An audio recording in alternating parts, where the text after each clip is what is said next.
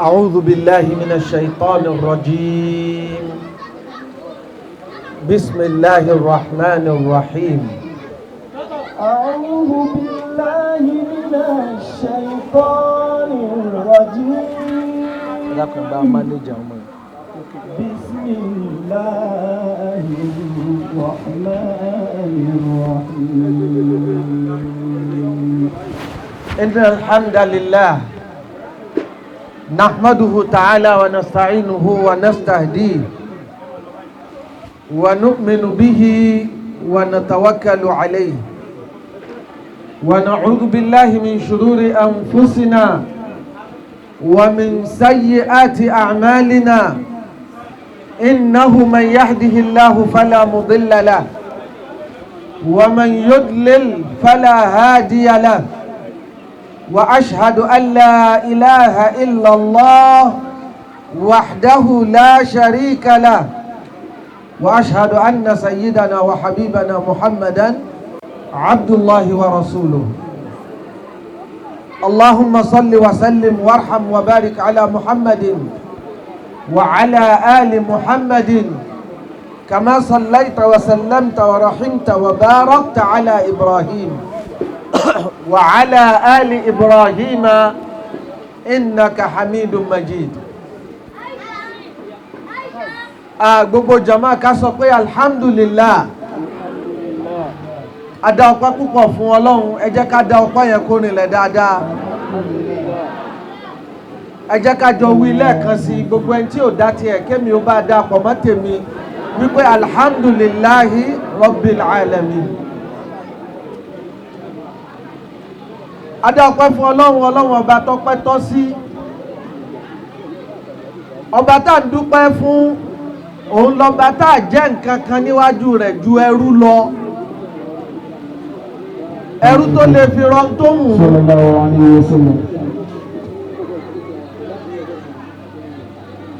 Ọlọ́run ọba tá à ń dúpẹ́ fún òun Ọlọ́run ọba náà tí kí nìkan kì í ṣe túláàsì fún. Tó jẹ́ pé ẹnu tó bá wù nìkan ni máa ń ṣe dèédé bó bá ti wá lòun fẹ́ ṣe é bọ́ bí o ṣe wá ṣe yìí àbó ò ṣe ṣe yìí kò sí fún un. Ẹ dákun ajá ṣe alhamdulilayi wa kó rinlẹ̀ dáadáa. Alhamdulillahi rabbil alamin. Àsábàbí ọpẹ́ wa pọ̀ láàyè yìí.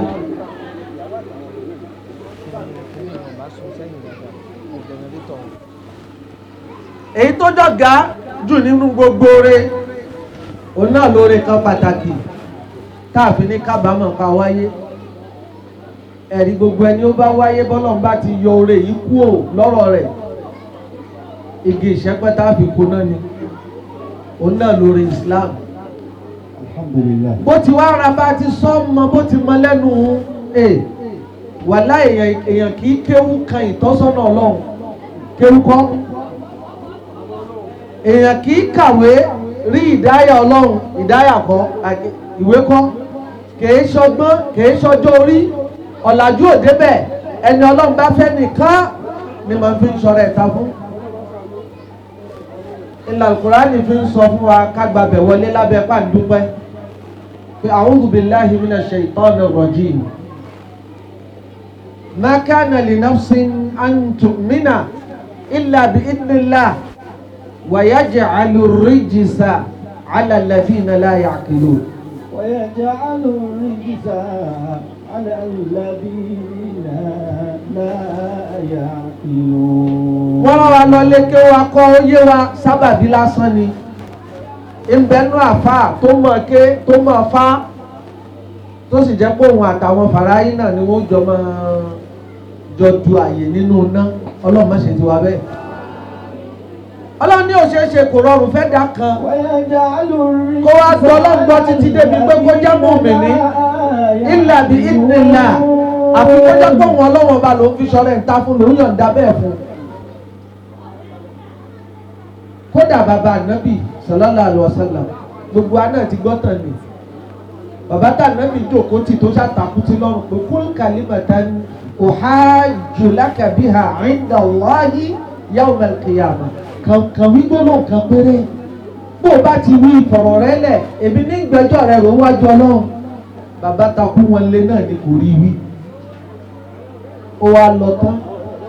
ànábì sàlám àánú tó wá ń gbé e pé bàbá mi ló kú bó ti kú yìí ni wọ́n sọ mú ọkàn rẹ̀ pé làstàfùránà lákà mẹ́làm unha àǹkà ń tọrọ àforíjì fún ọmọlọ́wọ́ bá kọ̀ fún mi ẹ̀rí pé ara ti fà nábì náà kó tó máa wá gbẹnu kó òun sì pẹ́ bàbá rẹ̀ láyà sọ̀kalẹ̀ pé má ká nàlẹ́ nàbì kò lẹ́tọ̀ọ́ fà nábì o walladhina amanu an yastaghfiru lil mushrikina walau kanu ulil qurba Muhammad àfọ̀nyọ̀dá kò sí lẹ́tọ̀ọ́ bẹ́ẹ̀ fún ọ bó bá ṣe ó dẹ̀ṣẹ̀ mòmìnì kan kò sì gbọdọ̀ lóhùn ó sì pẹ̀ níwájú ọlọ́run gbogbo ẹnikẹ́ni tó kú tí kì í sórí Islam so nínú oore tó ga jù táwa jogún rẹ̀ nílọrin látọ̀lẹ̀ dọ́lẹ̀ ni pé wọ́n bí wa sínú ìlú yìí wọ́n bí wa sínú Islam ni tíkẹ́ẹ̀tì àlìjẹ́nà àkọ́kọ́ tá àkọ́kọ́ gbà nù 50% yìí ti bẹ́ẹ̀ ó wá kú kí wọ́n náà wá ṣe tó kù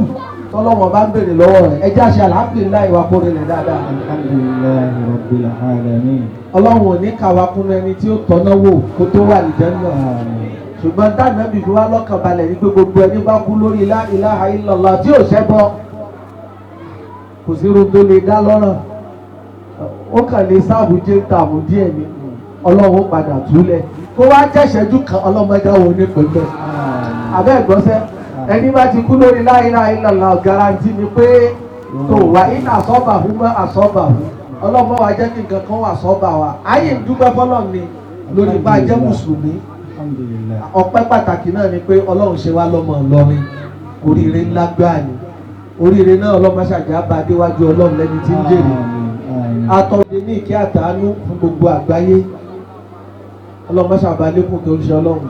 kíkẹ́ náà máa kún sórí ẹ̀kọ́ kárí ẹbí ará ìbátan pàápàá jùlọ gbogbo àwọn sàhábà tó dúró tì tí wọ́n bá fojú winá nígbà àṣòro minal muhajirina wal ansar ọlọ́mọ ṣàbáwá pa wọ́n pọ̀ kẹ́ mú ń ṣe ọlọ́run ó tún wá kúrò lórí wọn ó tún lórí gbogbo àwọn tó tún gbaṣẹ́ lọ́wọ́ wọn mina tabi'in min tabi'i at-tabi'in tó fi wá lórí gbogbo àwọn bàbá àwọn ìyá tí wọ́n ṣe àwa náà kalẹ̀ nínú gbogbo àwọn tó bí wa àjìdádùn ni wọ́n fa kò sẹ́ni kankan nu àìdá pé bàbá rẹ̀ kejì àbí bàbá rẹ̀ kẹta ló ṣẹ̀ṣẹ̀ lọ gba Islam ní oore tọ́lọ̀ ṣe fún lọ́rin ni gbogbo wọn bẹ́ẹ̀ nínú àwọn bàbá nínú àwọn ìyá nínú àwọn tó kọ́ wa nínú àwọn tó bí wa àti nínú àwọn tó tọ́ wa àti gbogbo àwọn àfáà wa pátápátá lápapọ̀ látàná títí dòní látòrí àwọn tí ń bọ̀ bá dáhà lórí iṣẹ́ wa líbi débi gbogbo bí dáàbà ń dé nínú gbogbo àwọn tó ti lọ ọlọ́mọṣà bá kẹ́wọ́n gbogbo àwọn àgbàlagbà ládùúgbò yìí náà akí gbogbo wọn náà ládàáyẹn rí gbogbo àwọn àyímọ̀ gbogbo àwọn àfáà àwọn tá a mọ̀ ọjọ́ ti lọ púpọ̀ ká má rásìkò láre akí gbogbo wa pé assalamu alaikum wa rahmatullahi wa barakatuh. tó gbogbo ẹ̀yin bàbá wa níkàlẹ̀ dákun má bínú tàbá ráàyè dá àdáyẹn rí orúkọ àwa kan sábàbí méjì ni ó fa àkọ́kọ́ àlejò púpọ̀ ní wá ládùúgbò yìí ẹ̀kejì gbogbo ọjọ́ sì ti lọ gẹ́gẹ́ bí ìrádà ọlọ́run àti débí pẹ̀lú èrò pé aago 5 ni ìjókòó bẹ̀rẹ̀ ṣùgbọ́n àsìkò tọ́lọ́ ni yóò bẹ̀rẹ̀ náà ni abẹ̀rẹ̀ yìí mọ́gárí bí ó sì tu wa ká torí àní máa sọ̀rọ̀ náà kásìkò rò ó tó ìwọ̀nba tọ́lọ́run bá ní kárí fi ṣera wa láǹfààní ọlọ́mọ ṣàfi àlùbáríkà sí fún wa ọpẹ́ tó ga jù lè dáadáa o ọpẹ́ tìtòsí yẹ́yẹ́ náà tí wọ́n á lọ pẹ́ sábàbí tó kó wa jọ adájọ́ náà àfisọ́nà ọlọ́run sì ní kétò náà máa tó ara pé tò náà níjókòó ìfiwáyé báyìí kìí ṣọ̀rọ̀ yẹn fọlọ́run kó ṣe bẹ́ẹ̀ tó bá ṣe bẹ́ẹ̀ fún ẹjẹ́ àmọ̀ lọ́pẹ́ ká mọ̀ lórí ká tún ṣe alhamdulilayi wa kó lórí ọlọ́mọṣà wa wọlé apá dúpẹ́ gbogbo ta torí ẹ̀ kójọ náà àlùbáríkà tó kún rẹ́rẹ́ ọlọ́mọṣà bá wa ṣe é sí i tó òde ìyàwó làwà ìpalẹ̀mọ́ ìyàwó là ń ṣe ọ̀rọ̀ ọlọ́wọ́n ọba sì ni pé fadakir àti ṣàwùsù kan lẹ́ẹ̀kan náà àbí fa inna dhikra tanfa'ul mu'minin. fadakir fa inna dhikra tanfa'ul mu'minin. ẹ dákun àárọ̀ gbogbo wa púpọ̀. fadakir fa inna dhikra tanfa'ul mu'minin. nínú àwọn sábàbí téèyàn fi ń ṣàgbákò òkè ọlọ́wọ́n ọba àtóríire rẹ̀ náà ní kéèyàn ní ládàbí pẹ̀lú ọ̀rọ̀ rẹ̀. وإذا قرئ القرآن Nítòótọ́ a ti wà ní party mood ṣùgbọ́n báwo sùn bá ti dún láti bẹ̀rẹ̀ sí ní kí Al-Kùránì. Àṣẹ méjì lọ́lọ́wọ́ bá pa wá ọlọ́mọṣàjà lè mú méjèèjì sẹ́ńjì òkú yìí. Àkọ́kọ́ ni fastami'u lahu, ẹ dákun ẹ jẹ́ atẹ́tí inú àti ta. Ìkejì, ètè wa òkè àti ìsàlẹ̀ kó ṣe fẹ́m. Ọlọ́wọ́ ọba ló di má di bẹ́ẹ̀ káwa ṣe bẹ́ẹ̀ la'allakum turhamun. لعلكم ترحمون Ọlọ́mọṣàṣẹ wá lẹ́nu ìkẹ́ni ìgẹ̀. فاستمعوا له Ṣẹ̀rí ká gbọ́ àwùsù ká tẹ́tí. Ká gbọ́ àwùsù ká ṣẹnu fẹ́m nínú sábàbí tààlù Ọlọ́run fi máa ń ròdò sí gbèsè ayé yẹn. Ọlọ́run ni ẹ ṣe bẹ́ẹ̀ la'allakum turhamun nítorí kẹ́ lè bá jẹ́ ní ìkẹ́ ẹni ìgẹ̀. Ọlọ́mọṣàkẹ́ gbogbo wa. آمين Èyí tá fi bára wa sọ̀rọ̀ ní ṣókí. Kí ni aago náà ti wá? Subhanallah. Tó déédéé aago 6 la wà báyìí. Bóyá ní nǹkan bí 30 ìṣẹ́jú sísìn alẹ́mọ́ni jù bẹ́ẹ̀ lọ mọ́gàríbì náà tún tètè wọlé. Ààyè nìka àláwá yìí. Nínú ìbéèrè tọ́pọ̀lọpọ̀ kì í béèrè nífẹ̀ẹ́ kí gbogbo wa jọ béèrè lónìí. Ká wá fìbẹ̀ ń wọlé ká fi ṣe foundation àwọn ọ̀rọ̀ tá a fẹ́ máa bára wa sọ. Mọ́lá Abdul-Lateef. حياكم الله Kí ló dé téèyàn ṣe gbọdọ̀ má rì láyé? Kí sì ní díẹ̀ tí gbogbo obìnrin fi gbọdọ̀ lọ́kọ? Bàbá gbé microphone ọwọ́ mi sọ yí ẹ̀dọ́ everybody pé kí ni díẹ̀ tó ṣe fẹ́ lọ́kọ? Kí sì ní díẹ̀ tó fi fẹ́ níyàwó? Ẹ rí i pé táwọn gbọ́ lésì lọ́dọ̀ ẹnì kọ̀ọ̀kan yóò yàtọ̀ ní kò tiẹ̀ ní jọra wọn.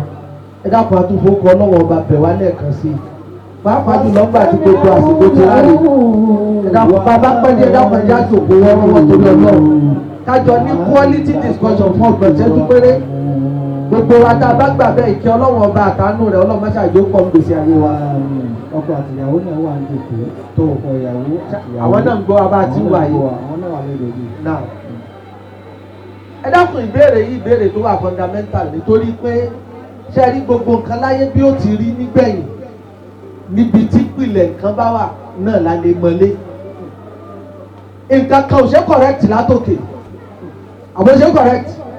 bí tẹ́ bá ti lé ní foundation bẹ́ẹ̀ bá lẹ́mọ̀ build lórí rẹ̀ ṣéèpù foundation yìí náà ni ó mọ̀ mú jáde bá lọ sánmọ̀ kò sì ṣe alter. So nínú àkọ́kọ́ tí gbogbo èèyàn kódà àwa míì tá a ti wò bí ara àti bímọ àwọn ọmọ wa náà ti ń bímọ kèéléètì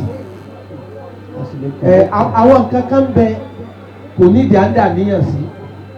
àwọn nǹkan kan sì tún ń bẹ bákan náà bẹ́ẹ̀ yóò dá níyàn sí kò ní rí rìsọ́ọ̀tì tó lórí lápèjúwe èèyàn fẹ́ kírun nísìn ètò wọn ṣẹ̀ṣẹ̀ ń tẹ́wọ́n ka nàwá ètò kan sátẹ́wọ́ rẹ̀ ẹ rí i pé kéye tó ní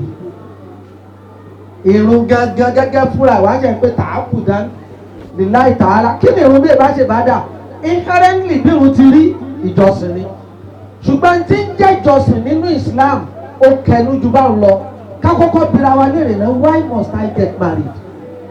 kí sì ni because to many it's a social thing àwọn ẹgbẹ́ mi ti ń lọ́kọ ó tásìkò kémi náà ní àwọn ẹgbẹ́ mi ti ń níyàwó ó tásìkò kémi náà ní ẹlòmíì ò torí nǹkan kan fẹ́yàwó àbí lọ́kọ ju pé ó fẹ́ bímọ tiẹ̀ ó sì rí ìlọ́kọ àbí ìríyàwó gẹ́gẹ́ bí wàsílà sábàbí kan tí ó fi mú irun wáyé kò jù bẹ́ẹ̀ lọ ẹlòmíì fẹ́ lọ́kọ ó fẹ́ níyàwó kò sí nǹkan míì tó jáníyàn rẹ̀ ju pé ó fẹ́ fara lẹ́tọ̀ọ́ rẹ̀ ó fẹ́ ṣèṣe akọ àbó sì fẹ́ ṣèṣe abo olówó abẹ̀rù Ọlọ́run ó fẹ́ kó jọ́nà aláàlí kò jù bẹ́ẹ̀ lọ ẹ dákun ẹ jẹ́ á tún gbogbo àwọn kìíní ìyẹ̀wò ní kọ̀ọ̀kan kò sí kọ̀ọ̀kan nú ẹ̀ tí ò ní result rẹ̀ gbogbo ẹni tá à ń bá ń rí pé torí ọmọ ló fi márì kò ní tí ì pẹ́ sínú márèjì tí wàhálà ó ti máa bá márèjì náà pàápàá jùlọ nú àwọn obìnrin ṣẹ́rí tó bá ti bẹ̀rẹ̀ sí rí Abdullahi tí ń pè ránṣẹ́ báyìí tó ti wọlé tó ti rí Mariam tó rí Fatima ọkọ ò jẹ́ kankan mọ́ lójú rẹ̀ ọkọ rẹ̀ becomes totally devalued gbogbo òfẹ́ tọ́lọ́run bó wá jẹ́ alábẹ́nà fún mọ̀wádà táwọn ará mọ̀ ọ́n kí á ló ti ré kúrò lórí ọkọ ó ti da gbogbo ẹ̀ lórí àwọn ọmọ rẹ̀ kò wá ní sí bọ́ndì mọ́lá ọ̀pọ̀lọpọ̀ marriages sì tara báyìí wo kì í ṣẹ̀bi ìdí ẹ̀ ní pé kí là níyàn láti pilẹ̀ kò ní ìdí kankan lára ọkùnrin o jọmọ tí ó fún lọ wàláhì qasaman bi rabbil Kaaba ló kọ lọ́dà gbọdọ̀ kò jẹ́rìí rán èmi ti rí náà àwọn àgbàlagbà dáadáa kan ní tó pè mí láyé pé wo ó pè mí ló kọ mi yóò fún mi mọ̀ràn nù ìmọ̀ràn olówó iyebíye ìyàwó rẹ̀ wá kọjá ní wọ́n fi ìyàwó rẹ̀ ṣe example fún mi pé wọ́n ìyàwó tiẹ̀ nù so bó ti rí wọn wúlò fún kankan ju kan fún wa lọ́mọ lọ. gbogbo ìfẹ́ tí ń bẹ lọ́kàn rẹ̀ kókó dà á sórí iṣẹ́ rẹ̀ ní mójútó má nífẹ̀ẹ́ obìnrin kan. wọ́n ń ṣe wáàsí náà. ń ṣe wáàsí náà ló ń fún èèyàn nímọ̀ràn nù. irú àwọn ọkùnrin bẹ́ẹ̀ wá pọ̀ láyé irú àwọn obìnrin bẹ́ẹ̀ náà wọ́n pọ̀ láyé. nǹkan bíbí máa ń tèmi nì. ẹ tiẹ̀ rẹ lómi wọ́n kàn náà marry èmi náà marry yes after all mo ti marry at least I have achieved it my social status o ti change I'm now Mrs. I have stopped missing she is now Mrs. ní bùkátà bá bí ya. ẹ jẹ́ ká jọ yọ̀rọ̀ ọlọ́wọ́n bá wò ká sì jọ yẹ súnà Ànábì wa Muhammad sallallahu alaihi wa sallam. ẹ̀rí tó bá débi àwọn turbulences kan in marriage kò sí nǹkan míì tí máa ń sustain rẹ̀ ju kárí foundation yìí lé solidly lọ. ẹ gbọ́ Al-Qur'ani dájú kọ àwọn ọkùnrin ẹ̀yin ọkọ ìyàwó nì ẹ dákun ẹ bá mi súnmọ́ ká lè mọ ní eye contact bá ń ṣe ń sọ̀rọ̀. Ọlọ́run bá ń bá wa sọ̀rọ̀ ó ní nisa'ukum harthun lakum tó bá jẹ́ lẹ́yìn nìkan la bá rí yanjú pọ́ìntì kan pàtàkì ni oníkálukú náà mọ̀ wá lọ apply rẹ̀ Ọlọ́run dájú kọ àwọn ọkùnrin ó lé àfà wọ́n pè mọ́gìrìbù láìpẹ́ yìí mo sì fẹ́ ká sọ̀rọ̀ yìí débi kan. fàtú àwùsàkùn ànáṣètò. Ọlọ́run dájú kọ ẹ̀yin ọkùnrin ó ní nisa'ukum àwọn obìnrin yín tẹ́ ẹ rí yẹn harthun lakum. Al-Qur'ani ní oko ni wọ́n fún yín o ọgbà ni wọ́n fún yín o. Ibi tí ọ̀pọ̀lọpọ̀ àwọn àfáà àtọmọ kéwú tí wọ́n wá lákèésí sí ni pé látòrí harthun lakum ibi tá máa ń jọ́ǹpù sí ni pé fa'tu harthakum anna shi'tum àkówá wọnú ọwọ́ oko rẹ̀ kó sì cultivate oko rẹ̀ kó explore oko rẹ̀ ṣùgbọ́n ẹ jẹ́ ká fira wa wí àgbẹ̀ tó lóko. Èwo ní síwájú nínú harvest lọ́dọ̀ àgbẹ̀ ìrè oko làgbẹ̀ kọ́kọ́ kó ni àbí kídímọ́ ní ó síwájú. Gbọ́n tí ń wí ẹ̀yọ́ ọkọ ìyàwó tòní mo fẹ́ kẹ́ fira yín wé àgbẹ̀ kẹ́ ẹ sì fi àwọn ìyàwó yín wé oko. Gbogbo ẹni ó bá jágbẹ̀ láyé kò fẹ́ ní kólé kankan tó tayọ kíni oko rẹ̀. Everything tí ń bá ń ṣẹlẹ̀ ságbẹ̀ làgbẹ̀ ó máa ronú kíni ìfẹ́ tí ń ṣẹlẹ̀ yìí lára oko rẹ̀. Bátẹ́kùn bá fẹ́ tí ó máa fẹ́ oko rẹ̀ ni ó kọ́kọ́ rò. Bójú bá rò tí ó máa rọ̀ oko rẹ̀ ni ó kọ́kọ́ rò. Bóòrùn bá mú jù kíni pàtì òrùn lára oko rẹ̀. Àgbẹ̀ òsì kan ní gbìn kan sílẹ̀ kó mọ̀ á lọ sùn. Ìtọ́gbìn sílẹ̀ òun kí ni ó máa ṣe lóòrèkóòrè orúkọ òdì rẹ̀ bomi sí àmójútó. Kódà mi máa ń sùn lójú oorun àlá oko rẹ̀ ní òmàlá bí kẹ́yìn náà ti máwọn ìyàwó nínú. Irú ìkólé kan dágbẹ̀ ní sóko rẹ̀ tí ó fi wá jẹ́ pé gbogbo ìgbà láyé nǹkan kan ò ní má tà sí tó tayọ. Bẹ́ẹ̀ ló yẹ kọ́ gbogbo ọkùnrin náà rí sáwọn ìyàwó rẹ̀. Iná ló fi jẹ́ pé nígbà tó lọ́wọ́ yàn yín ń ṣẹ́ qawwamuna ló pè yín ala nisa. Ar-rijalu qawwamuna ala nisa. Àti ìdèbí tá a lọ mọ yẹn yà ni. Ar-rijalu Tàbá ní qawwamuna sígà yẹn mùbálágà ni. Ọlọ́run ní ar-rijalu qawwamuna ala nisa. Èyí wọ́n yìí wà ordinary. Ọlọ́run ní òun yẹ̀ yín. Tàbá sọ pé qama ala nínú kéwú ìtumọ̀ rẹ̀ ẹ dákun torí Ọlọ́run ìyá wa mo fọlọ́wọ́ àtànábì Muhammad bẹ̀yìn ẹ dákun ẹ̀dá kìíní ká pín kìíní kan ẹ dákun torí Ọlọ́run ẹ dákun ẹ̀dá dáadúró bàbá kí wọ́n gíríbì táwọn máa sáré yanjú rẹ̀ mo fọlọ́run bẹ̀wọ̀ ẹ dákun. Ar-rijalu qawwamuna ala nisa tí ń bá tún àyà ń sọ máa rí lè ń sọ fún ọ pé ọlọ́run ò fẹ́ yan ọkùnrin níṣẹ́ mi lẹ́yìn kó o sin lọ́hùn tó bá sì láwọn òbí méjèèjì láyé díútì rẹ sí wọn ọlọ́run ò yan níṣẹ́ mi tó tayọ kó o mójútó àwọn ìyàwó rẹ̀ tán bá ní níbo la ti rí wípé wọn pé kọ̀ wá mọ́nà tọ́lọ́run ló ń bẹ̀ ọ́ ìtumọ̀ rẹ̀ lọ àmójútó tá a bá sọ pé fàáìl nínú kéwù ó ti kúrò ní ordinary level and try láti sọ̀rọ̀ some uncommon and extraordinary extent meaning go extra mile.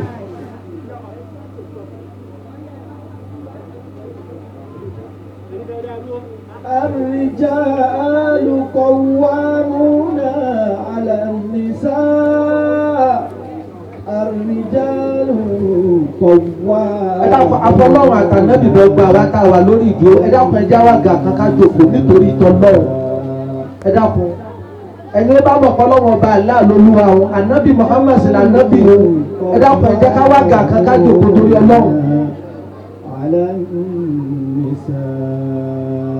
níbo la ti lọ fàtú harsakum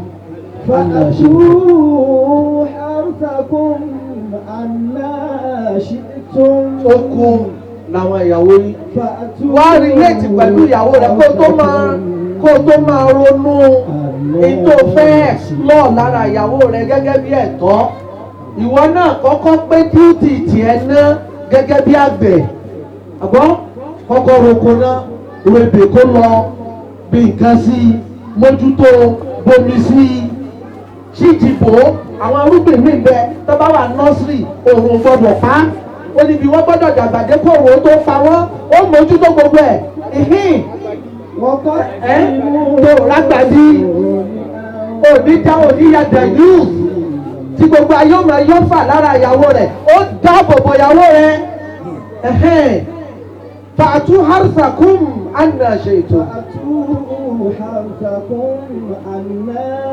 ká lè tètè débi tá a lọ ẹ dákun kí ni ìbéèrè tí mo béèrè lákọ̀ọ́kọ́ ṣáà ti gbàgbé. Why are you getting married? kí ni díẹ̀ tá à ń ṣe mari ọlọ́run wa sọ fún ọ pé waqaddimu li anfusikum wattaqullah. waqaddimu li anfusikum wattaqullah. àwọn ìyàwó yín oko yín ni wọ́n. afún yín níyànjú láti wọnú ọgbà yín kẹ́ oko bí ó bá ṣe wù yín kẹ́sì kórè oko yín.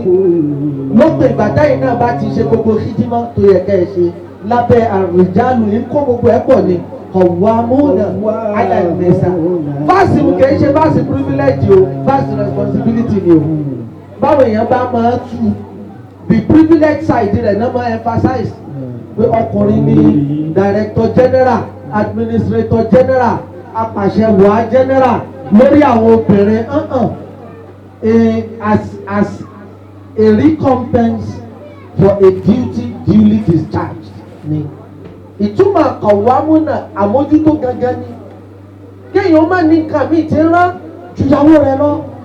kó ní kò lè kan ìyàwó rẹ̀ bí nǹkan bá yin jẹ lára ìyàwó rẹ̀ kó náà sì má gbádùn ìtumọ̀ qawwamuna 'ala an-nisa'i ọlọ́run wa ní ẹ ṣe bẹ́ẹ̀ ṣíṣe tí mo ní ẹ mójútó àwọn ìyàwó yín wọ̀nyí qaddimu li anfusikum ẹ fi ti nǹkan síwájú mi fúnra yín tẹ́lẹ̀ ọba lọ́dọ̀ lọ́wọ́ ẹ dákun ẹ̀jẹ̀ dìde ẹ̀ka lè communicate ara wa dáadáa ẹ dákun ẹ̀dùn kó torí ọlọ́run. jàmáà ìtọ́lọ̀ bá lè gbọ́ tá bá sọ fún yín pé ẹ àbá àdìgbò lẹ̀ kò sí jàmáà. ok kíní òun ti yọ tó. qaddimu li anfusikum ẹ ti nǹkan síwájú tẹ́ lọ́ọ́ bá lọ́dọ̀ ọlọ́run. bàbá ní èèyàn ti nǹkan síwájú ń bo lọ́kàn wa ó máa lọ ká máa sọ̀rọ̀ ní ìsìnkáyà tíṣẹ́ rẹ̀ síwájú tó lọ́ọ́ bá lọ́dọ̀ ọlọ́run gbó ló máa ronú sí náfìlà òru àbí tẹ̀sùbá gbọ̀rọ̀ tìláwà kùránì àwẹ̀ ògbọ́kéwúyé qaddimu li anfusikum níbi ìṣọ́kọ́ ni o ti tíṣẹ́ olóore síwájú tó fẹ́ tẹ̀wọ̀n jẹgbẹ̀lẹ́gbẹ̀ náfìlà lọ gbogbo ẹ̀ láfún wa lẹ́rìí rẹ̀ qaddimu li anfusikum tíṣẹ́ rẹ̀ síwájú tí ó tẹ̀wọ̀n nínú mizan hasanat rẹ̀ tọ́lọ́run ó sì fi dẹ́rìn ayọ̀ pa ọ́ iṣẹ́ rẹ̀ tí ó gbé ọ wà àlìjánnà níbo lọ́lọ́run ti ní àtì síwájú nínú ilé nínú ìṣọ̀kan nínú ìṣèyàwó wattaqullah. wattaqullah ẹ dákun jẹ̀mọ́ gbogbo àwa tá a jọjọ́ máa kéwù níbi tọ́rọ̀ yìí síríọ̀sì dé ẹ ní rí inú Kùránì kọ́lọ́ ẹ kírun o Kùránì ẹ bẹ̀rù Ọlọ́run bí irun kíkí àwọn àfáà mi ń bẹ kalẹ̀ ń bá rọ́ǹgì wọn kọ̀rẹ́tì mi lẹ́yìn kùtìbà lẹ́kùnmù sí àmọ́ kí ló tẹ̀lé làálà fún dáta fún náà ló wá parí ẹ̀ ṣágbà rẹ̀ ẹ̀ wá ní kọ́lọ̀ ní ẹgbà rẹ̀ kó wá ní ẹ̀kọ́ ayọ̀ Ọlọ́run bí àwọn eyín o. jẹ̀mọ́ ìbádà ni bí tí ń lọ lò ká lọ́kọ ká níyàwó ìjọsìn lòun náà kí mo pé bí ìbá ṣèjọsìn ni kò ní jẹ́ ń tá máa tì síwájú ó dá kí láà máa tì síwájú tá máa retí pé àgbẹ̀sán rẹ̀ lálùkìyámà ebi ìbádà ni Ọlọ́run wa ń sọ̀rọ̀ ká lọ́kọ ká fẹ́yàwó wa pé wà kọ́ dìmú lé anfusikum ti ara márèjì tó fẹ́ ṣe yìí fi ti bàǹtàbàǹtà aṣẹ́ olóore síwájú lọ́dọ̀ Ọlọ́run tó pàdé pẹ̀lú Ọlọ́run lálùkìyámà tínú rẹ̀ ó sì dùn pẹ̀lú ẹ̀san tí wọ́n náà ó bá wattaqullah eléyìí tó wá jẹ́ lẹ́gẹ́ Ọlọ́run tó wá ní páyà Ọlọ́run ọba pẹ̀lú rẹ̀ lórí ìyàwó rẹ̀ wa'lamu annakum mulaqu. wattaqullah wa'lamu annakum. àsìkò sí kò jẹ́ alẹ́ gbádùn ayé àyè púpọ̀ ẹ̀wọ̀n náà bí ti ń kó ọ̀rọ̀ kan ó ní ẹ̀sìn lọ́mọ̀ pé ẹ tún wá pàdé pẹ̀lú èmi Ọlọ́run ẹ sì jábọ̀ àbọ̀tẹ́ jẹ́ nírìí kì í ṣàbọ̀ ọ̀run kì í ṣàbọ̀ àwẹ̀ àbọ̀ umra àtàjì kan lọ́lọ́run fẹ́ bí yín àbọ̀ bóun lọ́kọ ti ṣọkọ sí báwo nìyàwó ti ṣèyàwó sí waqaddimu. jẹ́mọ̀ ò gbọ́ mi yé àlìjánnà rẹ tó ń wá káàkiri inú ọ̀dẹ̀dẹ̀ rẹ náà ló wà qaddimu li anfusikum gbẹ́nu ilé rẹ ṣiṣẹ́ àlìjánnà sì páyà Ọlọ́run ọba níbi ìṣọkọ lórí ìyàwó rẹ wa'lamu annakum mulaqu kó o sì mọ̀ pé nínú tí gbogbo wa ò ní lọ àfi ká jábọ̀ ká sì rẹ́sì fọ̀ lórí rẹ̀ níwájú Ọlọ́run bá bá pàdé rẹ̀ ni pé gbogbo àmánà ìyàwó tọ́lọ́ ń gbé fẹ́yìn ọkùnrin bó o lẹ ti ṣe é sí ọ̀rọ̀ náà pàtàkì tó yẹ pé nínú tá nàbì tẹnu má gbẹ̀yìn jù nínú khutbatul ọ̀rọ̀ obìnrin ìṣàlà nàbì rà kókókó tí ń sọ fáwọn ọkùnrin pé àmánà ni wọn o istawsu bin nisa'i khayran Ànábì ní ẹgbà sọ́lẹ̀ mi ní àdá yìí nípa àwọn obìnrin yìí innahunna khuliqna mina ad-dal'i Ànábì la dá àwọn obìnrin fún yín a dá wọn láti bí ẹ̀fọn àhàní tó wọ́n kéwú méjìlá kéńbẹ̀ o tàbá wo bí tágbá ẹ̀fọn àhàwá wà ẹ̀rì pa àdàpábò àbí àdàpábò ìtumọ̀ rẹ̀ ni pé gbogbo ìtọ́lọ̀ ń fi obìnrin wọn fún un sọ́ni tá a rágàbò tá a tọ́jú kí nǹkan má ṣe báwọn ẹ̀dìyẹ ti máa ń sàbálẹ̀ àwọn ọmọ wọn gẹ́gẹ́ bẹ́ẹ̀ náà ni tọ́lọ́wọ́n bá ń béèrè lọ́dọ̀ wa ẹ dáàbò bò wọ́n má jẹ́ nǹkan kan ó ṣe wọ́n. Ànábì wa ní níbi ẹ̀fọn àhàtà tún ti wá dá wọn fa inna a'waja ad-dal'i a'la ó lẹ́yìn tó wà lókè yányán ẹ̀fọn àhà òkè pátápátá àti bàbá wa Ádámà ńlọlọ́run ti yọ ìyá wa Háwà ó wá ní tòkè gọ́wọ́ ò ní kọ́ọ̀bù rẹ̀ ṣáàpù jù èyí tó wà most crooked of the rib bones is the uppermost bá nàbì ti sọnù ó ní fa idha ja'alta tuqimuhu kasartahu tó bá lóòótọ́ ní tipa ó sì kàn ẹ̀gbọ́ wa idha taraktahu la yazalu a'waja tó bá sì fi kalẹ̀ tóòtọ́ kò sì ní kó nǹkan lọ́dọ̀ náà ò sì ní gbádùn rẹ̀ ọ̀rọ̀ wá digbó ó di pẹ̀lẹ́pẹ̀lẹ́ hadisi láfiri pàǹnàbì ti fáwọn obìnrin ní immunity when it comes to display of purely feminine traits obìnrin ṣe wá ṣẹ̀ṣẹ̀ obìnrin kò lẹ́jọ́ ìwọ ni lọ́ọ́ máa tú ọkọ̀ òfin kún sùúrù rẹ̀ obìnrin ó fẹ́ràn ẹjọ́ púpọ̀ ní ìmọ̀ ó tiẹ̀ ti lè jowú púpọ̀ ní wàhálà rẹ̀ ti pọ̀jù náà ni àbí bọ́lọ̀ntì ara pé fa inna a'waja ad-dal'i a'la ṣùgbọ́n ká padà síbi tá à ń tẹ́ ń lọ bí ìbádà bí márèjì ò bá kí ń ṣe ìbádà ni Ọlọ́run ò ní sọ fún wa pé qaddimu li anfusikum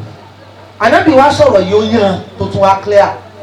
ó ní man tazawwaja minkum faqad istakmala nisfa dini gbogbo ẹnikẹ́ni tó bá ti márì inú yín tó lọ lọ́kọ àbó níyàwó Ànábì ló ti gbégbésẹ̀ pàtàkì láti pé odindi ìdajì ẹ̀sìn rẹ̀ jẹ́mọ́ ẹ mọ̀ títà fi ń fèlì wàláyà pàtàkì continuous assessment ni ẹ̀gzáàmù lóníkálùkù múra sí kankankan kí n gbàgbẹ́ wọlé kó lè yé wa bọ̀jọ́ lọ yọ gbogbo ẹ̀gzáàmù ò lè gbàjọba 50 lọ bẹ́ẹ̀ ẹ̀gbọ́ kò 50 ni yòókù èyí tá nábì wá ló kó 50 ní your matrimonial responsibilities. Whoever is married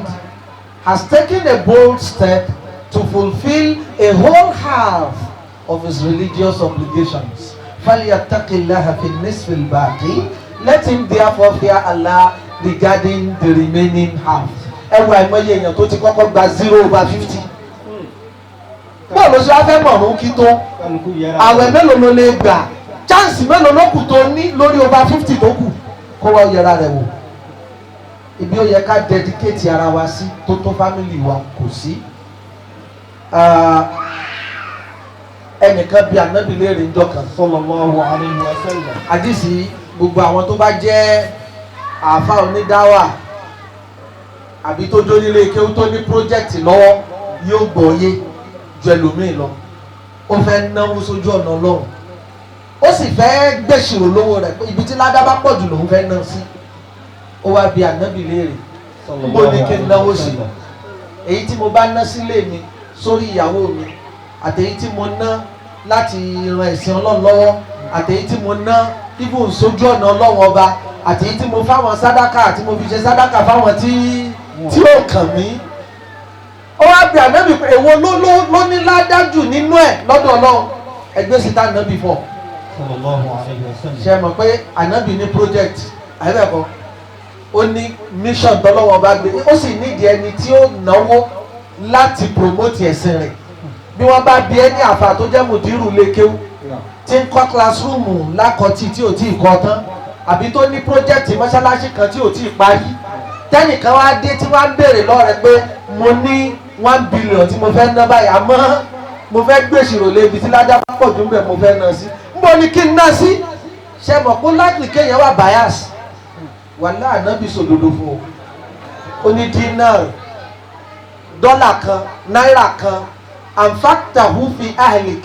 tó ná sílé rẹ ala ahlik lórí ara ilé rẹ òun ló lọ́lá jù ló lóore ju gbogbo tó ń bá rò pé ná síbòmí lọ. Àmọ́ ájẹ̀mú ni ọ̀pọ̀lọpọ̀ kò ṣeun. Mo sọ̀rọ̀ kan lẹ́ẹ̀kan pé àwọn iṣẹ́ kan bẹ wọ́n ní ìdí àníyàn kọ́lọ̀ tó gbà ní bàdà. Ọ̀pọ̀lọpọ̀ òbí tí ń bá náwó skul lórí ọmọ tí ń pay bills níkà máa ń fi pé òun perform social obligation òní ànádànù ló ń ná. Tọ́níyàn rẹ ṣe gbogbo ń tó fi wà àlìjánà náà ló ń ná dànù. Don't just do it. Sórí ọmọ ìyàwó ibi tá ti wá wọ ibi tá wọ ni ẹwà díìsì ta kóòtù lẹ́ẹ̀kan onísìn pé ẹni bá ti márì kí mo lánàbì ló ṣe ó ló ti pé ìdajì ẹ̀sìn rẹ̀ tó bá wá jẹ́ pé ìdajì ẹ̀sìn ìbádà ni àfi ká dedicate gbogbo ń tà ń bá ń ṣe ń lé ká gbà pa ń fi ń sin lọ́wọ́n ọba ni náà ni ó fi máa jẹ́ ládàá fún wa. Ìwà gba bí ìbọ́ sínú mi náà Nánà pẹ̀lú òròjú. nánà pẹ̀lú òròjú má sì na pẹ̀lú kárí mi mọ̀ pé òun bọ́ lọ́wọ́n bá ṣòwò ni tó bá wá jọ́ lọ́n là ń bá ṣòwò step 2. Ǹjọ́ ọ̀ràn yẹn ni kọ́kọ́ ó deserve right rẹ̀ àbí kí ìyàwó náà ó deserve right rẹ̀ lọ́dọ̀ ọkọ. The answer is capital no. Kí n bọ̀ pé gbogbo ojúṣe tọ́lọ́wọ́ bá làbọ̀ kan lọ́rùn yányán nu márèjì kì í ṣe ìyàwó ló ń ṣe fún o ta ló ń ṣe fún. Jẹ̀mọ́ ò gbọ́ mi yé mo nínú agbolú ilé wa nú ọ̀dẹ̀dẹ̀ wa nú yàrá wa òun náà ìran mọ́ṣáláṣí kan lòun náà kí n mọ̀ pé ìjọsìn náà là ń ṣe ń bẹ̀ àmọ́ ìjọsìn ti bẹ̀ ó yàtọ̀ sí Allahu Akbar Rabbana wa lakal àmọ́ bàdà lòun náà téèyàn ò sì gbọ́dọ̀ fẹ́ẹ̀lì ń bẹ̀ tó o bá ti wá gbà pé tó àṣẹ Ọlọ́wọ́n ọba this is taba ti define la why are you getting married? I am getting married to fulfil a whole half of my religious obligation. Tàwa ló ń bá nájà ta ló ń bá dòwò pọ̀ nínú márèjì o Ọlọ́run ọba Allah subhanahu wa ta'ala oríyàwó rẹ is just a collateral beneficiary. àwọn díútì tọ́lọ̀ ní o ṣe fọ́lọ́hùn ìyàwó rẹ ní ó jèrè rẹ̀ èyí tọ́lọ̀ ní kí ìyàwó náà ó ṣe fọ́kọ ọkọ kan yóò kàn kó fà rẹ̀ ni àmọ́ ta là ń ṣe é fún ṣe nítorí Ọlọ́run. jẹ́mọ́ ò tí ì gbọ́ mi yé dáadáa Ká ṣe nítorí so Ọlọ́run. ìyàwó mi wá ní wàhálà púpọ̀ kódà ó bú mi láàárọ̀ àtọ̀sán àtòru gbogbo ẹ̀kìkì wàhálà ni kò gbọ́dọ̀ yí bó ti ṣe sí padà kí nìdí tí òfin gbọ́dọ̀ rí bẹ́ẹ̀ nítorí pé ìyàwó kọ́ là ń bá nájà ta là ń bá nájà Ọlọ́run là ń bá nájà eégún rẹ̀ ò ní dùn ọ́. njọba ti yé gbogbo ọkọ pé ẹ gbèsè obìnrin dénú. ò wá rí bí bá ti wá ń fún ọ wàhálà tó wá tún rí sùúrù ṣe tó ní ládà rẹ náà tún pọ̀ tó lòun tún súnmọ́ lọ́wọ́n ọba sí i òun wá wìláyà ó fẹ́ di wàlíì ibi tí wìláyà wà rèé kì í ṣe bí tẹ̀sùbá gbọ́rọ̀ kó o fẹ́ obìnrin tán yẹ́nyẹ́ tó ń ti gbogbo àbùkù ara rẹ̀ kó o sì díjú sí ṣe sùúrù. yóò rí bẹ́ẹ̀ tó bá yé ọ bẹ́ẹ̀ pé fífẹ́ tó fẹ́ ni kì í ṣe pé o fẹ́ mìtì kìnní kan tó pásánà fúnra rẹ̀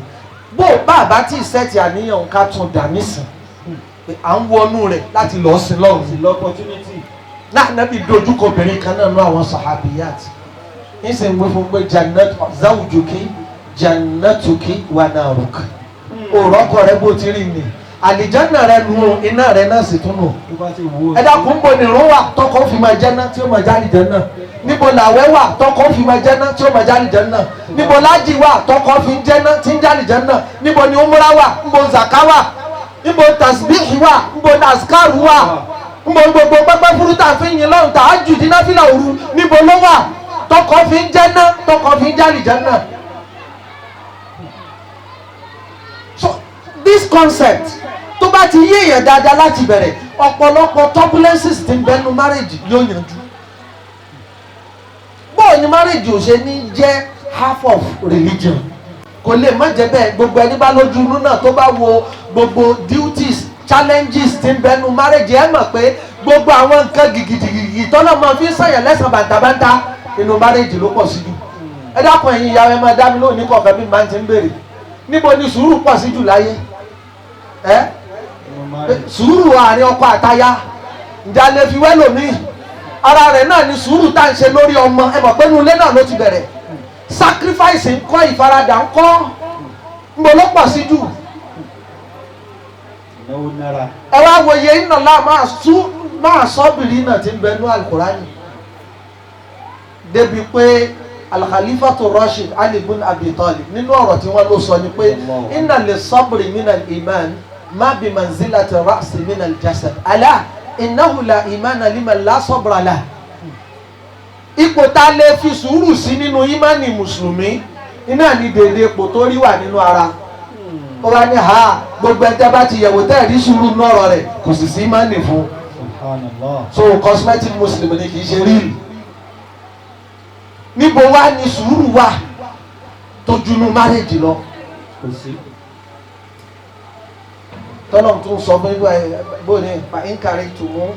ọ̀húnnà àṣà ayé yàjàálà lakum khayran kathira. ìwádìí ẹjọ́kùnrin ọlọ́run ní ẹgbẹ́ àwọn ìyàwó yín lágbàtàn ni tó bá ní kinní kan tó kórìíra ń bẹ̀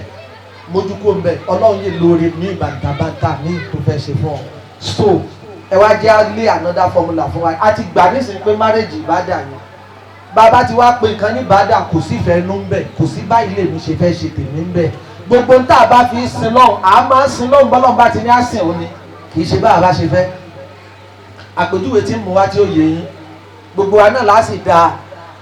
èyàn fẹ́ kírun nísìnyí mo dúró báyìí mo wá kábàrà Allahu Akbar gbogbo yín náà ti mọ tó kàn tó yẹ kí n ké o mo wá ní attahiyatu lillah wassalatu wattayyibat mo tún fòwò sí assalamu alayka ayyuhan nabiyyu wa rahmatullahi wa barakatuh Allahu Akbar lọ́rùkù àwa dórí ìjókòó mo wá kí alhamdulillahi rabbil alamin àwa kéde bi ghayril maghdubi alayhim waladdallin irun ní ní fati àbí òní ṣó látàyà àbí òní ẹ wá dájọ́ lórí ìrun ṣé ìrun valid àbí ò valid kò tiẹ̀ wá sẹ́ni tí ó ṣàánú ìrun mi torí Ọlọ́run mo ké fátì à ń bẹ̀ mo sì kátàyà kí ló dé tí òní jó valid torí pé bí Ọlọ́run fẹlẹ́ wàláhì bó ti rí inú márèjì náà nù ẹ dákun márèjì ìbádà ni ìbádà ni àmọ́ tó bá fẹ́ kọ́lọ́run ó gba ìbádà ni ó ṣe bọ́lọ̀dì ni ó ṣe ni mo fi sọ pé don't make your wife a factor in the obligation you owe to Allah. Ìyàwó náà má make ọkọ rẹ a factor in the obligation you owe. Ẹ dákun iṣẹ́ iná dùn ṣe nu márèjì púpọ̀ ọlọ́mọdé ti wá orí bẹ́ẹ̀. Ó máa wá wojú tirẹ̀ báyìí ó máa ṣe tìdùnnú tìyárí. Njọ́ Ọlọ́run bá ní kíyàwó rẹ̀ ó mẹ́rìtì ẹ̀ kó gba dání déédéé. Njọ́ Ọlọ́run bá sì ní kó gbé mi wá náà ò gbọ́dọ̀ rí i. Ta ló ń ṣe é fún? Allah. Bẹ́ẹ̀ náà ni fáwọn obìnrin náà. Njọ́ Ọlọ́run bá ń sọ pé fassalihatu qanitatun hafizatun lil ghaib. Ta lóbìnrin rẹ lọ́dọ̀ Ọlọ́run? Ta lóbìnrin rẹ lọ́dọ̀ Ọlọ́run kì í ṣe obìnrin tó pamọ́jọ? Ta lóbìnrin rẹ lọ́dọ̀ Ọlọ́run èyí tó yá ìjùkọ́? Obìnrin bí Kùránì ṣe define ní qanitat obìnrin tó gbàfà jù hafizatul lil ghaibi tó sì bu àṣírí ọkọ rẹ̀ ká summarize ẹ̀ bẹ́ẹ̀ bima hafizallah. Ṣùgbọ́n ọkọ wa bírèkì heart rẹ̀ gẹ́gẹ́ bí sísítà kódà kò sí nǹkan kan àbí èwo láti ẹ̀fẹ́ sọ́nà ní tá a bá lọ́wọ́ àwọn tó bí wa bí a máa dẹ́rù bara wa. Ẹ̀yin náà ti máa ń dùn àwọn obìnrin jù ní. O ti yá wọn ìyá wa ọ̀kan òun náà ni àyà kan ṣoṣo tó yẹ pé a bá lè pe conference obìnrin pé a fún yín láàyè kí ni àyà náà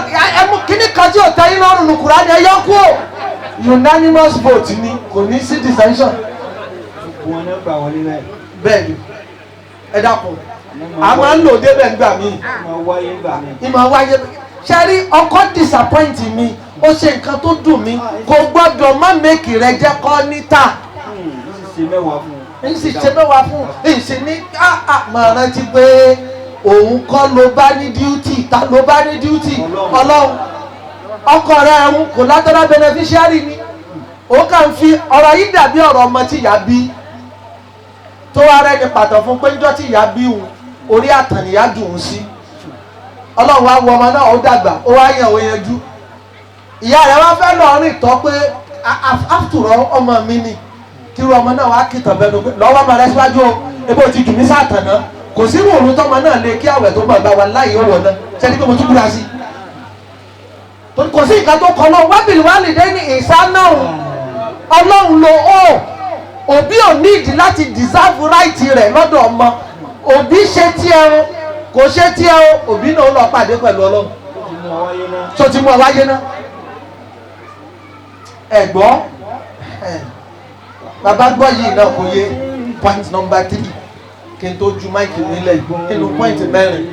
tí mo fẹ́ sọ Ọlọ́run máṣá fàlùbáríkà sí gbéyàwó wa èyí tó ga jù nínú duty ti ẹ̀yin ọkùnrin mo ti sọ mọ́rọ̀ pé lẹ́yìn ojúṣe yín sọ́lọ́run àti sáwọn òbí èwo ló kàn wàláhì àwọn ìyàwó yìí wọ́n súnmọ́ yín ju àwọn ẹ̀gbọ́n àwọn àbúrò yín lọ irú àwọn ọ̀rọ̀ báyìí ó yẹ ká máa sọ ká máa là á mọ́lẹ̀ pàápàá jùlọ tá a bá wà láàrin fámìlì tọ́lọ́run bá ń sọ pé wal aqrabina nínú àwọn tó wà ń sáfù wájú náà aqrabin ìnìyàwó téèyàn fẹ́ lẹ́yìn ìyá àti bàbá tó bíyàn àtọmọ téèyàn bí nínú ara rẹ̀ ẹnìkan ò súnmọ́ èèyàn tó tayọ ìyàwó àtọkọ yẹn lọ. now bó ti wá ríhun Ọlọ́run fẹ́ ká lò fẹ́ láàrin ara wa n tó tójúṣe tiẹ̀ pàtàkì jù láti ń sọ fúnra wa o ká mójútó wọn ká ní kò lè kàn Ọlọ́run ní wa ashiruhunna bil ma'ruf ẹ jẹ́ kí ilé ayé ó jáde jẹ́ndẹ̀ fáwọn ìyàwó yìí bọ́lá ti sọ ní ashiruhunna bil ma'ruf ẹ fi dáadáa ìkẹ́ àtìgẹ̀ ẹ fi bá wọn lò wala ta'duluhunna láàyè mí ká má bàa débi lè tásà àbúbí bá di mọ́ átàìtùmọ̀ òhun náà látàdùn lóhun náà ìyún náà tó lófin má jẹ́ kí nira kan tọwọ́ rẹ kan ìyàwó rẹ gbogbo tí ó bá máyé rẹ rọrùn gbogbo tí ó bá máyé rẹ tutù ni ó máa ṣe ànábì wa wo sáfù àwọn sàábé títí ó ní khairukum li ahlihi wa ana khairukum li ahli èyí tó dáa jù nínú yẹn ṣe èyí tó mọ náfìlà yẹn jù èyí tó máwẹ̀ gbà jù kọ́ èyí tó dáa jù nínú ẹ̀yin ọkùnrin lèyí tó dáa jù sáwọn ìyàwó rẹ̀ tó fi jẹ́ pé tó bá ṣe é ṣe kárí exclusive interview ṣe bá làájà kí ẹ̀ lẹ́yà wa ìbá tiẹ̀ ṣe é ṣe pọ́lọ̀ tó wá ní ká wáyé lẹ́ẹ̀kan sí yàtọ̀ sí ìtẹ́wáyì tọ́lọ̀ tó wá fún yín láàyè láti yan ọkọ talẹ̀ báyàn tó èyí tó pọ̀ jù ní àwọn ìyá ọlọ́run kó ṣàánú ọlọ́run má lè yàn kó ní ẹ̀dùn ẹ̀mí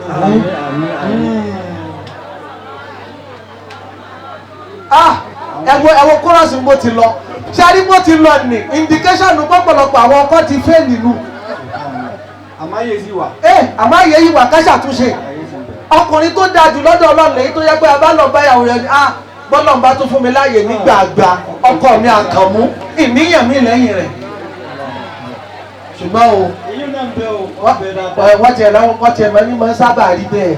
gbogbo wọn náà máa ń padà ó kàn jẹ́ pé nígbà ni ẹ̀gbọ́n àgbàlagbà kan ní àjọ ìbára wọn ìyá ọ̀tá kọ̀ọ̀mù Àyìndé ó káre láyé ẹni ẹ̀ kíyèsí Àyìndé ti ń bẹ lágbàlá ẹ̀gbọ́n mi yé ọlọ́mọdéjáwò ó dágbà látàn kí wọ́n tó mọ yìí wa second to the last point àfà ẹ̀jẹ̀ á lò fẹ́ láàrin ara wa níta pè nífẹ̀ẹ́ cosmetic rẹ̀ ń bẹ fake rẹ̀ ń bẹ mirage love ń bẹ àmọ́ èyí tó mo rò pé àwọn I love you kọ̀ọ̀kan ó ti wà tí ó ti máa dájà lẹ̀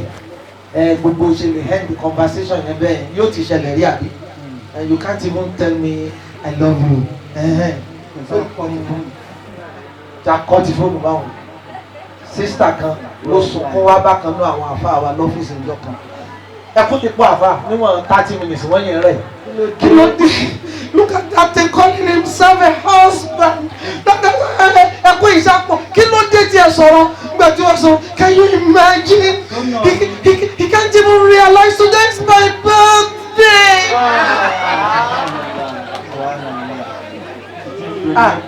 Mo ní kálukú ti tọ́ àwọn orientation ọmọ kọ̀ọ̀kan ní ọ̀tọ̀ọ̀tọ̀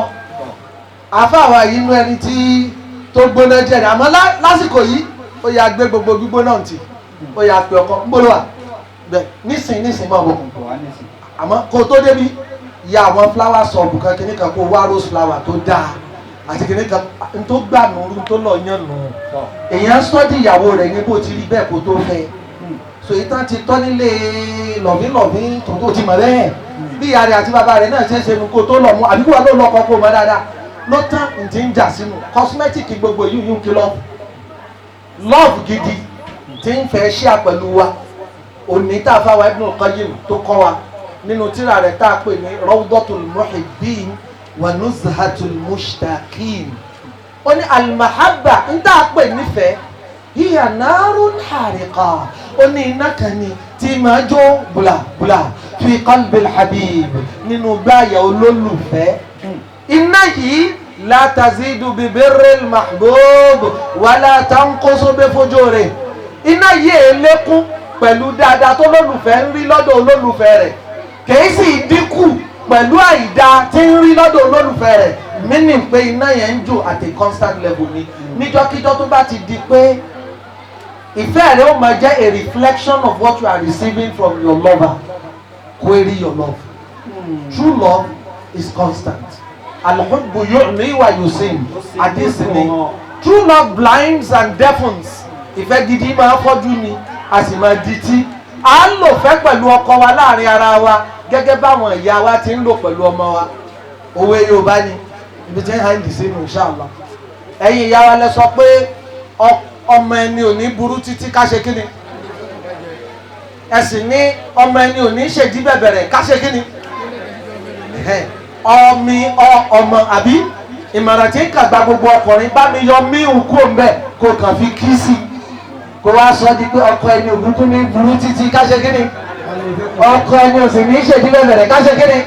yóò wá jẹ́ pé gbogbo tọkọ rẹ bá ti ń gbé wá sábà fi sùúrù pàdé rẹ̀ wàláhì bí àlùbáríkà wà nù táyé àti tàlìkìyàmọ̀ lọ́pọ̀lọpọ̀ gbà ìní ká lùgbà ọlọ́run o ìní ká gbà fọra wa débi ká máa fa gbà ọlọ́run ya o àmọ́ àwọn àdánwò pẹ́pẹ́pẹ́ àwọn nǹkan tó kàn pẹ́pẹ́pẹ́ á máa ṣẹlẹ̀ á sì máa tó níparí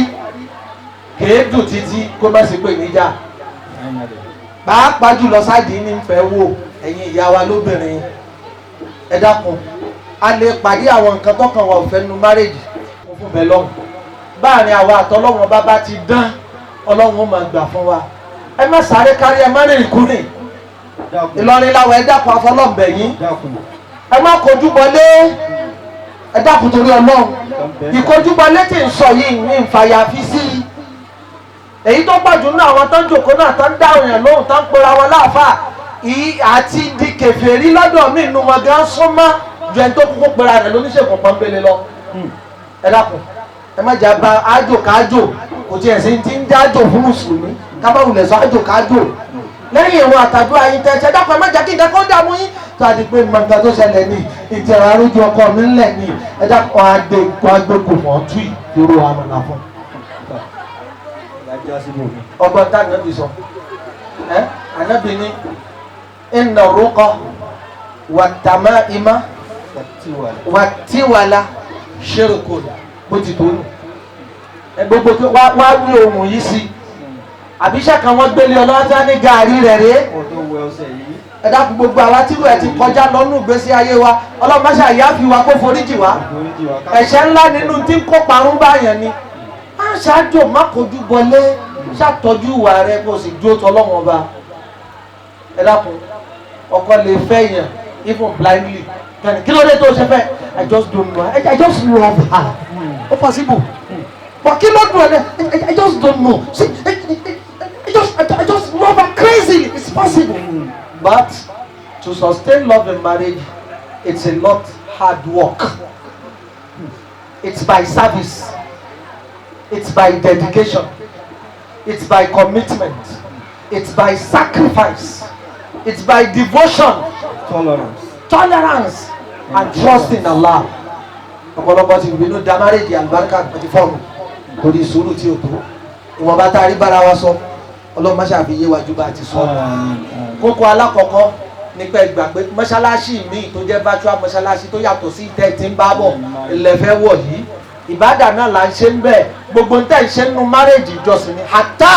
débi pé ń gbádùn ara yín ànábi ni wọ́n fi búdé àhádìkú sọ̀dà ọ̀ ọ̀gbá pàápàá ń sálámà sẹ́lẹ̀ ẹlẹ́yà náà ń gbà bá àlálejò ànábi níṣẹ́ olóore níṣẹ́ ládàáni bẹ́ẹ̀ tí ń ṣe ni àwọn màláíkà tó ń kọ ládàálẹ̀ fún wa bẹ́ẹ̀ yẹn bá ti gbà bẹ́ẹ̀ gbọ́lọ̀ tóbi gbogbo tó bá wá jẹ́ bàádà àyífìfẹ́ ló ṣe má rí ìyàwó rẹ̀ má rọkọ rẹ̀ ta ló rí ọlọ́run gbogbo bọ́lọ̀ ti tó pèsè fọ́kọ ní máa múra sí máa ṣe ọkọ dìsáàbẹ̀ kò dìsáàbẹ̀ máa ṣe tiẹ̀ lọ ìyàwó náà pé báwọn tó ẹ wá lò fẹ́ láàrin ara yín nígbà tí júwe lastly ẹ jẹ́ kí gbọ̀kànlẹ̀ tẹ̀lé yín kó wà nínú ọlọ́run kò ṣáájú má lójú ọkọ ká má ṣe group discussion má ṣe tutorial má ṣe kítóni conference aqulu qawli hadha astaghfirullah al-azim li wa lakum wassalamu alaykum wa rahmatullahi wa barakatuh.